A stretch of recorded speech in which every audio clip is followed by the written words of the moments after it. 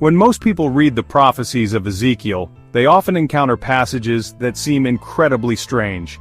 The visions described are filled with symbolism that can be difficult to grasp. Many readers might think these are purely symbolic accounts, perhaps not meant to be taken in any literal sense regarding the physical world. They see bizarre creatures and impossible mechanics, and they quickly categorize these as purely spiritual metaphors.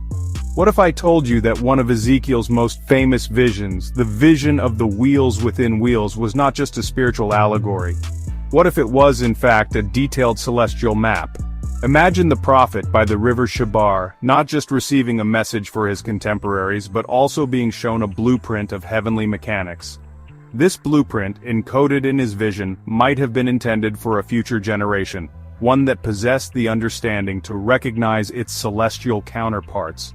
This idea challenges us to look again at Ezekiel's words, not as mere fantasy, but as a divine revelation with astronomical precision. Tap subscribe because it's getting more interesting here. Drop a comment on what you think about this. And don't forget to like, it helps with the video algorithm.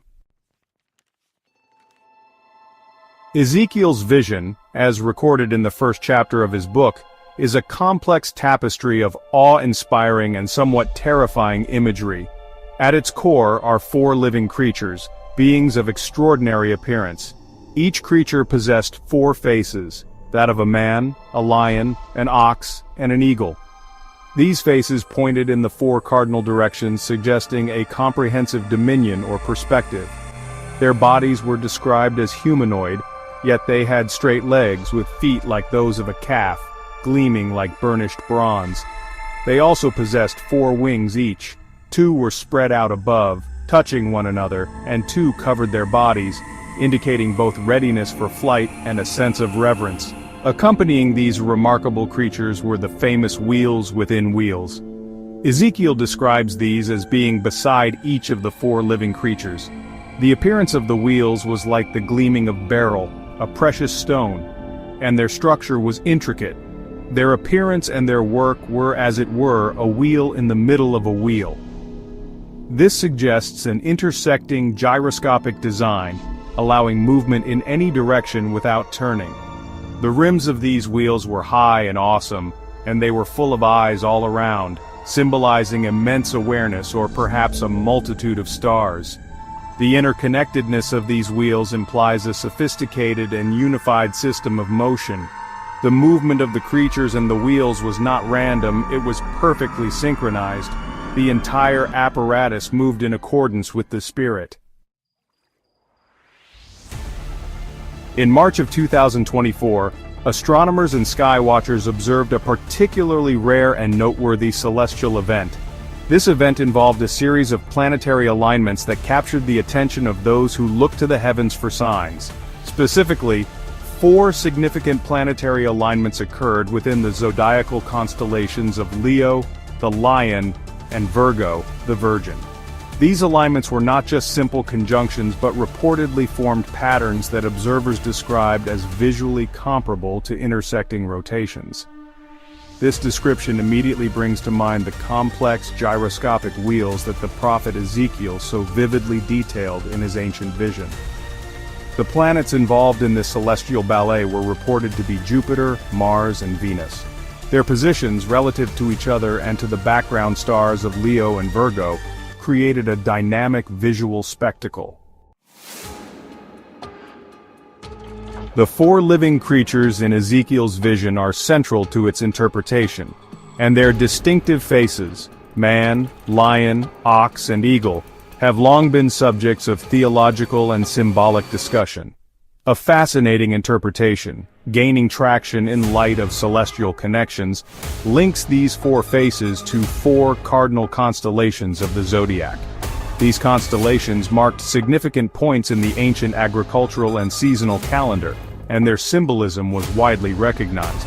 This connection suggests that the living creatures themselves might represent cosmic markers, guardians of the celestial sphere, further cementing the idea of Ezekiel's vision as a heavenly map. The lion is quite directly associated with the constellation Leo. Leo is one of the most recognizable constellations and has been depicted as a lion by numerous ancient cultures. The ox, or bull, is widely linked to the constellation Taurus. Taurus, the bull, is another prominent zodiacal constellation, historically significant for marking the spring equinox in ancient times. The face of a man is often connected to the constellation Aquarius, the water-bearer, who is depicted as a man. Section 5. The Heavens Declare, Ancient Hebrew Cosmic Perspectives. The ancient Hebrews held a profound view of the heavens, one deeply intertwined with their understanding of God's majesty and his communication with humanity. They did not see the stars and planets as distant, cold objects, but as integral parts of God's creation, actively declaring his glory and conveying his messages. The psalmist famously wrote, "The heavens declare the glory of God, the skies proclaim the work of his hands," Psalm 19 verse 1.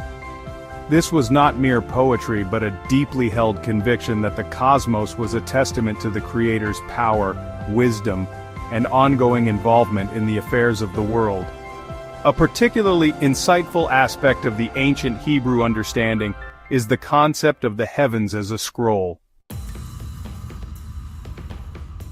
Section 6. Whispers Through Time, Mystical and Early Church Interpretations. The awe-inspiring vision of Ezekiel has captivated theologians, mystics, and scholars for millennia, long before modern astronomy could offer new lenses for interpretation. Early Jewish mystics, particularly those involved in Maaseh Merkabah or works of the chariot mysticism, delved deeply into Ezekiel's descriptions. They viewed the vision not merely as symbolic but as a profound revelation of the heavenly realms and the very chariot throne of God. For these mystics, Ezekiel's account described the cosmic vehicles of divine glory, the means by which God's presence traversed the spiritual and perhaps even the physical cosmos. Similarly, many early church fathers were deeply intrigued by Ezekiel's vision. Figures like Jerome and Gregory the Great pondered its meaning, often connecting the four living creatures to the four Gospels, symbolizing the comprehensive message of Christ proclaimed to the four corners of the earth. While their primary focus was often allegorical and Christological, they acknowledged the sublime and supernatural nature of the vision. They understood it as a genuine encounter with the divine, a glimpse into realities far beyond ordinary human experience. Section 7. Divine Rhythms, Cyclical Patterns and Prophetic Timings. God's interaction with humanity and his unfolding plan often seem to align with discernible rhythms and cycles. The Jewish calendar itself is a testament to this, with its divinely ordained feasts and holy days marking specific times and seasons, each carrying deep prophetic significance. These appointed times, or moedim, are not arbitrary. They are rehearsals and reminders of God's past actions and future promises. Cycles like the sabbatical year or Shemitah and the Jubilee year, occurring every 7 and 50 years respectively, speak of rest, release, and restoration, reflecting divine principles embedded in the very structure of time. Beyond the liturgical calendar, natural celestial cycles also play a role in this divine tapestry. Solar and lunar eclipses, for instance, have often been regarded as significant omens or signs throughout history, including within biblical narratives. While predictable by science, their timing in relation to significant historical or prophesied events can be seen as part of God's broader communication. Section 8. God's Celestial Signposts, More Than Just Stars. The very first chapter of the Bible lays a foundational principle for understanding the heavens.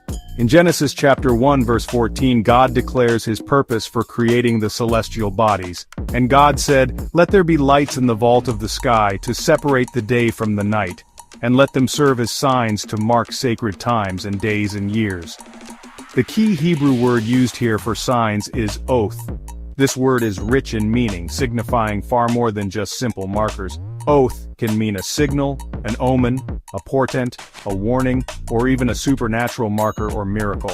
It implies an intentional communication from God to humanity. This divine intention transforms our perception of the stars and planets. They are not merely distant balls of gas or rock governed by purely physical laws, though they are that too. Section 9. Navigating by Faith, Spiritual Readiness in an Age of Signs.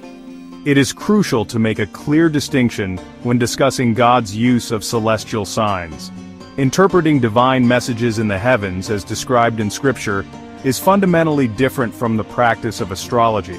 Astrology is a form of divination that seeks to predict earthly events or determine personal characteristics based on the positions of celestial bodies, often attributing power to the stars themselves. The Bible unequivocally condemns such practices.